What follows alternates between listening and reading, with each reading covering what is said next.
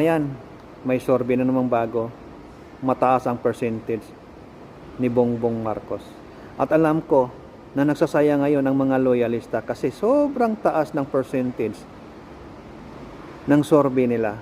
Hindi nila alam na sa kasiyahan nila ay nagiging tanga sila. Basahin ng mabuti kung ano ang laman, kung ano ang pamagat ng sorbe na yan.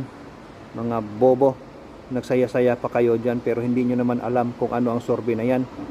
Kaya kaming mga Duterte, sobrang saya namin kasi lumabas ang katotohanan sa sorbe na yan. O basa-basa, intindihin din kung ano, kung para saan ang sorbe na yan, ha? Mga bobo, meow meow, tutot. Bye-bye.